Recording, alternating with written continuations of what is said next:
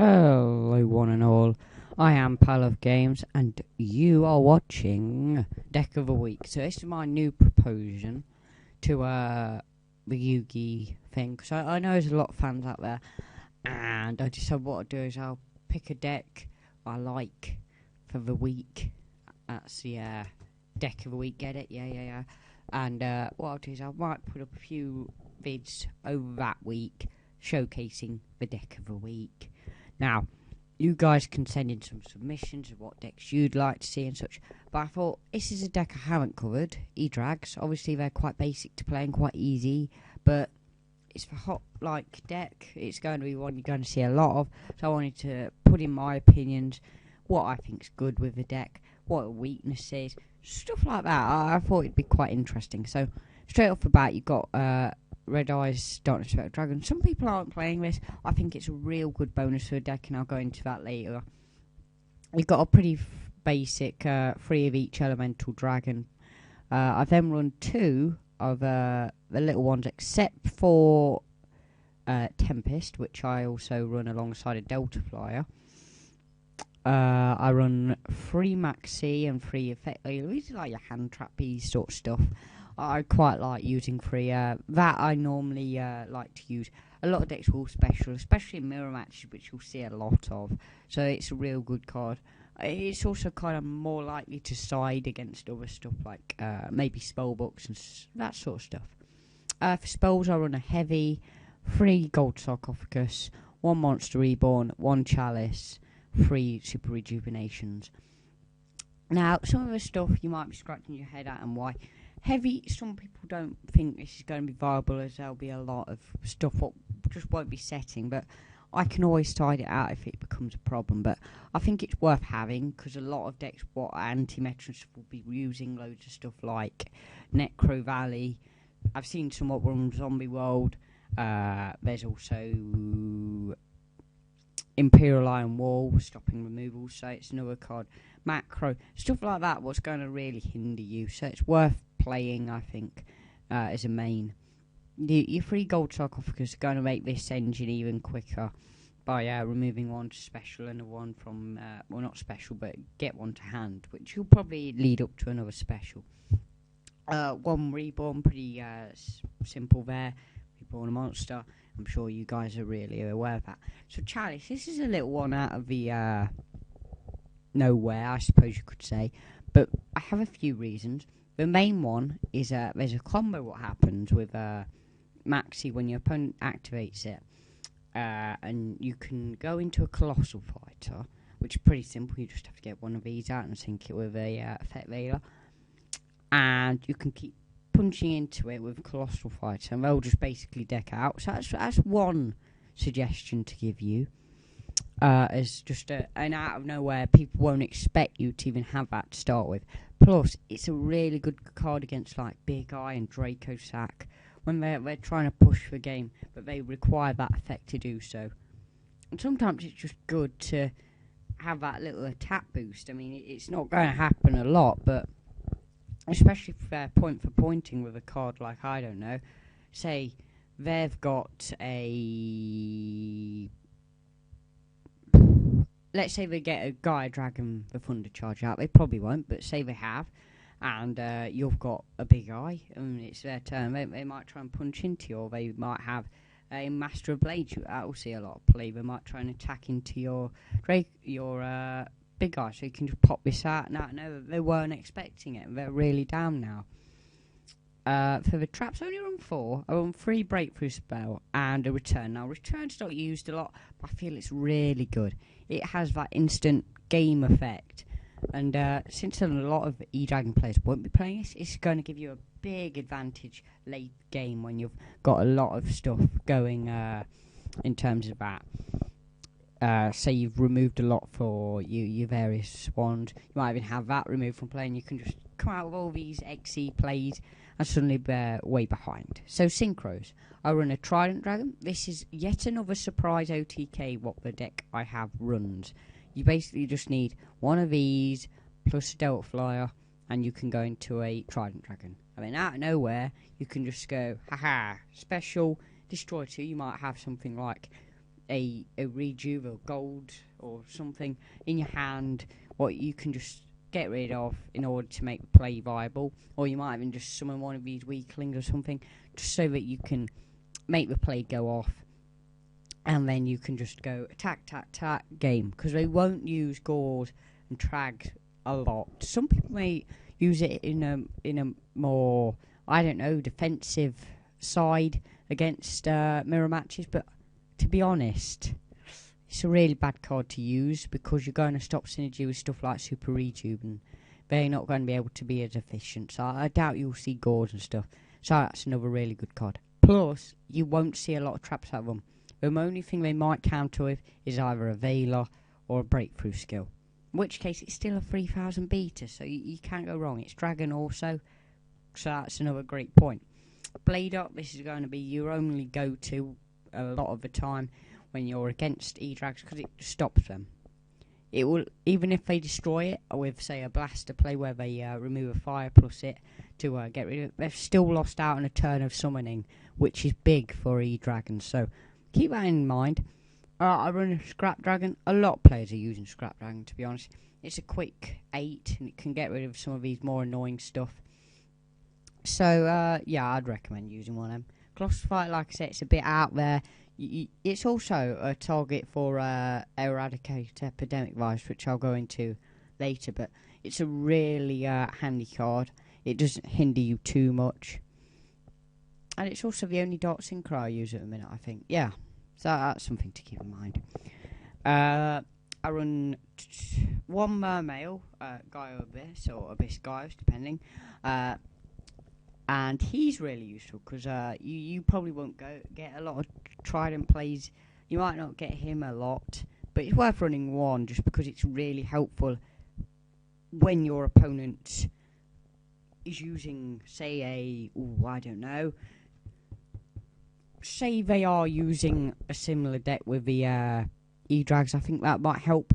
You can stop them just, say, punching into it with a blaster because it can't, but they will most XZ, and you can negate effects with targets like Draco Sack and Big Eye and stuff, which have attack less than him. So that's a really big bonus as well. He tends to get around everything E-Dragons have. The only thing they can really do to stop it is an effect Veiler play or a breakthrough skill play to stop that. So that's a really awkward card to play around. So that's a card worth playing, I feel. 2 Master Blades. I really like this. I prefer it as a first turn play to Draco Sack. Like, a lot of people like to go for it. And mainly it's because they can bring out tokens, which makes it sort of vulnerable to a effect Veiler in order to stop it getting destroyed or by a possible Blader first turn play. But I feel this is your best option, as it's going to stop the targeting what Draco Sack does, what Big Eye does, basically anything what targets it can stop. Plus, if it does, it can then destroy that card, one card on the field. Simple as that. It's optional, so you don't have to if you've only got monsters on your side or cards on your side. But it's worth keeping in mind for that. 2 Draco Sack. Some people are running 3, and I think that's crazy. I've never played a game where I've brought out all 3. Never. You just don't. Honestly, crazy. Some people that I like Draco Sack, so they bring out Draco Sack, and then they're like, well, I'm sorry, but this is a more efficient play sometimes. This is a more efficient play. I've even got game just through a piercing from Guy out of nowhere, and everyone's like, what the hell was that? You know, it's just, you got to play round what people are expecting. So that's something to keep in mind. 2 Big Eye, these are pretty basic. Some people are playing 3 of this again. These players are noobs. They don't know what they're doing. You don't do this. Honestly. Stupid. If someone can bring me a gameplay vid where you've actually needed to bring out 3 of either, then honestly. I do run Lucky Straight. I think this is amazing. It's just so good and underrated. 3 level 7, so it's a bit worse, but it's fine. I think that's totally good because it's a very luck-based card. Now, back when Dice Jar was kind of quite a fun thing to play before, probably a few years ago now, but I used to play Dice Jar Jack, and it was hilarious because you just roll six, you've lost 6,000 out of nowhere. They wouldn't even see it coming. I was like, yes. I was one for playing quite unique decks, and I think it's really fun to do so. And I encourage all of you to do that. But yeah, if you roll a 7 from 2 rolls, so you've got quite a few different options of how this could happen. You can pick one of these 3 options. So you've got 3 optional three effects you could do. One is send all of the cards on the field to a graveyard. That's amazing. And stuff like Draco's like are affected because it's send, not destroy, which is even better. You can't stop it with Starlight Road. You can't stop it with anything except, say, a breakthrough skill. But unless you're going to negate the effect, it can't be stopped. It's so good. Against, say, they've set up quite a few plays with all these.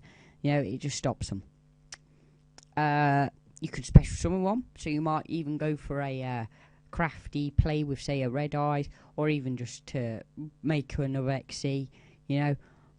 Or you can draw 3 and then discard 2, which is really handy if you've got a super rejuve play set up on, say, a late game or something, and your opponent hasn't got a lot, so they're relying on a lot of grave effects. That's something to keep in mind. And the effect which is worth mentioning is it also gains attack equal to the highest roll. So if you got 6, it'd have 4,200, and so on and so forth. So it's 7 times the amount. So 700 times the amount is pretty awesome. And my final one is Queen Dragoon de Jin, which is a really handy card, I feel. It's a nice out if you've not drawn particularly good. Or you might even be able to play some shenanigans like I've done in the past with Metal Dragon bringing one back and summoning the other. Or just something along them lines. Because once you've got it out, it can basically do the job of Red Eyes, where once per turn you can remove a material and target 1 level 5 or higher, which is basically your whole set, more or less, except for your level 4s, but you're not like, and your level 3s, but you're not going to go for them. And you can special summon it, which is awesome. It can attack or activate its effects. Its effects negated and it can attack the turn it's played. So that's something. But if you're going for these, it won't even matter because you're probably going XZ again. Plus its effect, which I really like, is that other dragon types can't be destroyed. You control. So that's interesting. Say you've gone for a Stardust or maybe a Scrap Dragon or something you've got out, and you want to sort of give them a bit of protection. That helps. I mean, you will get a lot of cards not going for the destroy by battle approach, but it's just handy, I suppose. So, sides, that's something worth mentioning. Free Light and Darkness Dragon. I only use these in certain occasions where it's helpful. I might be versing spellbooks where that's really helpful because you've stopped their plays. And that's all it comes down to. Some decks you can just abuse this card as a haha, you can't do anything. Now that you can't do anything, I can just trample you over with. Now that I've got such an advantage, I've got all these which is going to increase that advantage. Obviously, it's not good in every deck, so I wouldn't. Some people like to main them, but I'm not a fan. So it's a card which is really helpful against certain decks. I also like it when you're versing a lot of anti-meta. This stops it quite a bit and slows them down. But that's just something to keep in mind, I suppose. There have been loops where I've actually exploited them rather than the opponent. Like the opponent had a Light and Darkness Dragon. I was running the BLS deck you've seen previously, where I just Treeborn looped on the standby phase, and every time he negated it, I got to use the effect again and again till he lost his monster. Well, till he couldn't use the effect. So that's something to keep in mind, I suppose. Blackwing Dragon, bit orthodox, bit out of nowhere, but it's the best card against Chain Burn. I've seen quite a bit of it, and it can affect dragons because they can't go destroy. Because as soon as they try and destroy something, they'll obviously chain it. So you've got a bit of a problem there, but this stops it because whenever you take damage from a card effect, place 1 black feather counter on this card. So I'm not bothered about most of its effect. I mean, it does lose 700 tap for each one on it, and but once per turn you can remove all of them to have one much, so you kind of lose 700. I'm not bothered so much about the effects of it being able to weaken a monster and such. I mean, it's an added bonus if you ask me, because what you're basically doing is you're having him out there so the opponent's effects are useless, because he stops it. Not a lot of people have thought about this card. It's really handy. And it's also a dragon, which is another helpful fact. And it's dark, so it's a good target for this, which I'll be getting onto. 3 MST, they're pretty standard. Against a lot of anti-meta. Stuff like that, what's going to have a lot of counters to you. I run 3 Eradicate Epidemic Viruses. This, you basically have to tribute 1 dark monster with 2,500 attack. A lot of people go, oh, well, what are my targets? I'm running elemental dragons. Well, most of the time you'll have big eyes. These are your targets. If you want to be like me and run Colossal Fighter, that's a target. That's my target, which you won't probably see a lot of people play. It's a bit of a random tech, which is worth playing, because I think you might see it's worth sacrificing one side for it, because you will at some point play a game against them and it's harder to take them on, because even you might have to go for a full-on strike, but on the first turn it's harder to do so. I just think it's worth not having that risk and having something to sort of take it on properly. But other than that, so getting on to this card in particular, when you tribute a monster with 2,500 or more attack, Watch Dark, you can then choose spell, traps, or traps, and basically it's like Crush Card Virus if you're similar to that, except for spells or traps. And when they, you basically have to, they send everything on the field, their hand, they currently control. Is it field? I don't know. No, it's not field. Unlike that, I thought it was. But yeah, they basically have to send all cards from their hand, what a spell or trap, depending on your choice, and all cards they draw from then on. So you can stop anti-meta with this, you can stop spell books. That's why I think spell books aren't as tier as this, because they're kind of got not many outs when people stop their spell plays, because their whole deck's like spell, spell, spell. And then they have to go, well,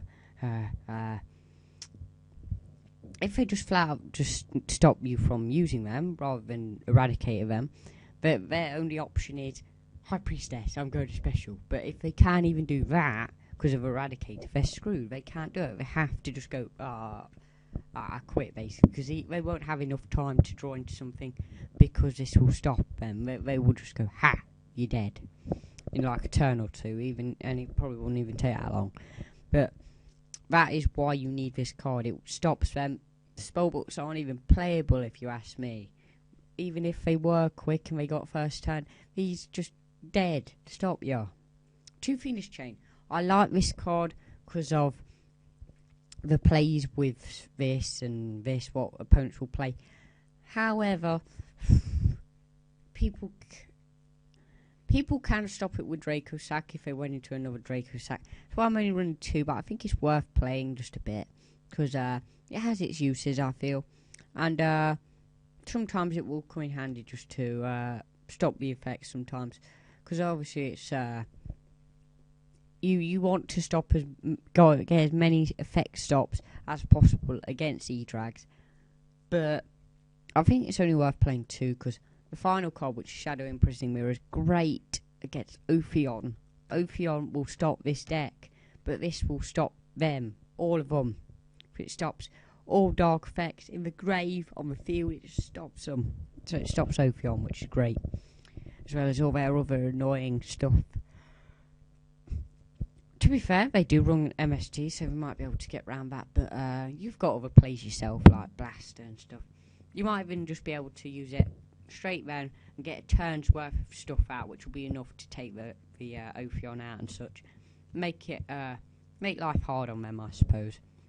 But that's my deck evaluation on what I think is worth playing, its weaknesses, how I counter the weaknesses, stuff like that. I hope this has been helpful, and you'll hopefully like to play this build, or even experiment with the build and sort of change it yourself. But yeah, if you want to suggest changes in the comments, you can do. I think this is probably the best build possible in terms of being efficient and getting stuff working to a maximum degree.